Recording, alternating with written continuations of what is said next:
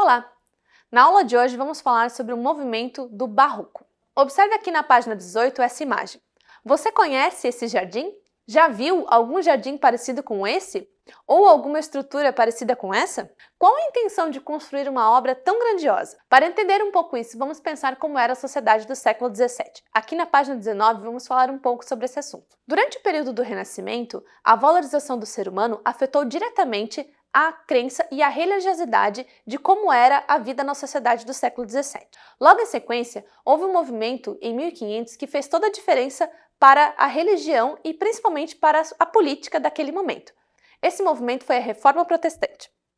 Com o surgimento de uma nova religião, a Igreja Católica se viu ameaçada e perdendo muitos dos seus fiéis e também muito do seu prestígio social.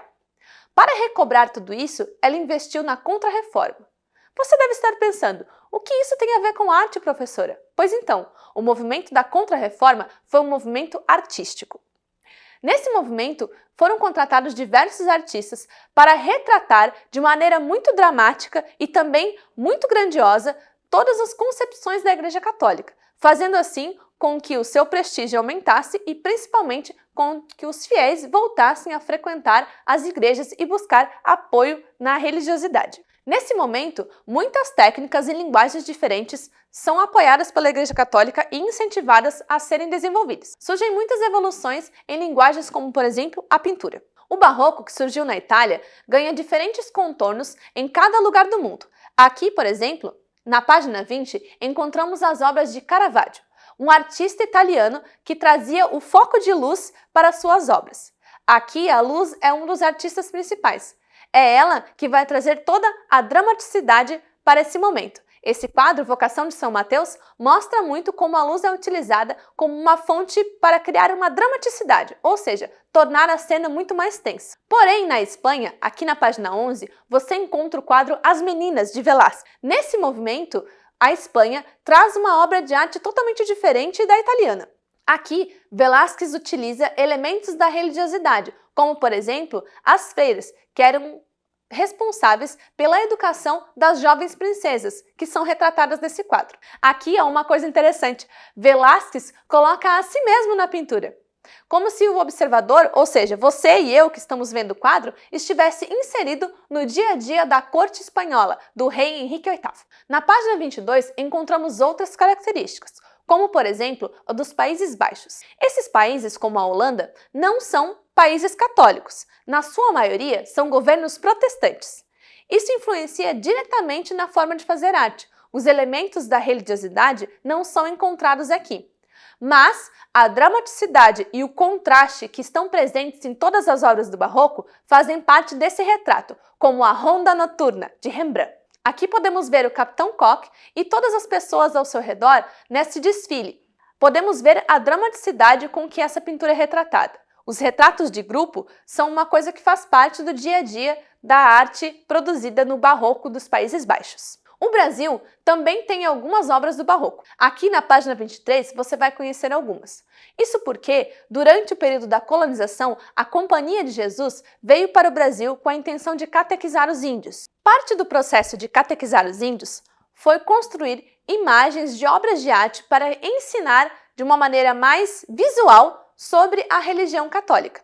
Sendo assim, algumas obras foram criadas como essa que você está vendo aqui. Essa imagem retrata o teto da Capela do Rosário. Aqui podemos ver nuvens que levam ao céu e a imagem está colocada como se fizesse um portal para o céu. Aqui na página 24, vamos ver se você compreendeu direitinho o que cada uma dessas imagens significa e quais as características especiais de cada um desses países e de cada pintor. Vamos falar também sobre a escultura desse período. Aqui na página 25, encontramos algumas esculturas do período do Barroco. É comum o excesso de elementos e o exagero nesse período, tudo isso para causar drama, assim como as linhas curvas e os elementos de relevo, como você pode notar aqui na fachada dessa igreja ou até mesmo na parte interna dessa igreja, que fica localizada em Ouro Preto, Minas Gerais. Agora que você aprendeu um pouquinho sobre o relevo barroco, aqui na página 24, vamos construir uma escultura barroca. Para isso, vamos criar um relevo sobre uma superfície. Siga o passo a passo dos procedimentos para criar a sua própria obra. Durante o período do Barroco, uma outra linguagem começa a ser desenvolvida. Na página 27, vamos conhecer o teatro. O teatro tem um surgimento na Grécia Antiga, porém, é durante o período do Barroco que ele vai se tornar popular, assim como uma derivação da sua forma, a ópera. Aqui na página 28, vemos a junção de dois estilos, a arquitetura desse momento e também a linguagem do teatro. Você está vendo a imagem da Ópera Garnier, um dos lugares onde a ópera começa a ser incentivada e também se torna popular dentro do círculo social das pessoas mais ricas dessa época.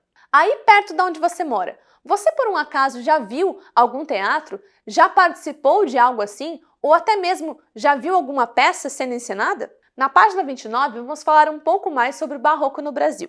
Como já dissemos anteriormente, o Barroco no Brasil se desenvolveu graças à Companhia de Jesus, também chamadas de padres jesuítas.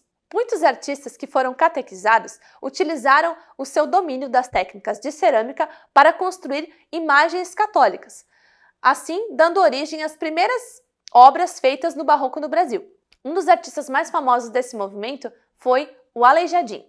Antônio Francisco Lisboa, conhecido como Aleijadinho, ganhou esse nome devido a uma doença que acabou fazendo com que ele perdesse o movimento das mãos. Porém, esse artista esculpiu até o fim da vida, muitas vezes amarrando os instrumentos de escultura em seus braços para poder completar os trabalhos. A cidade de Ouro Preto, em Minas Gerais, é uma das cidades que mais traz elementos do Barroco. Aqui podemos ver muitas obras que foram construídas por Aleijadinho e até mesmo um outro artista que foi Mestre Ataíde. Na página 31, você encontra mais uma das obras construídas no Barroco brasileiro. Essa técnica se chama azulejo português e consistia em pequenos azulejos que eram pintados com um pó azul, formando desenhos de padronagens ou até mesmo de paisagens. Esses azulejos eram utilizados para cobrir as fachadas das construções. Aqui na página 32, vamos a um passo a passo para que você possa construir o seu próprio azulejo português. Agora que você já aprendeu um pouco mais sobre o Barroco no Brasil, vamos ao nosso banco de dados. Aqui na página 33, vamos testar os seus conhecimentos sobre esse movimento de arte. Na página 34, vamos ver se você entende como o Barroco se desenvolveu em outras linguagens que não seja a pintura, como por exemplo a música e o teatro. Bom, espero que você tenha gostado de aprender um pouco mais sobre esse movimento artístico. Nos vemos na próxima aula. Tchau!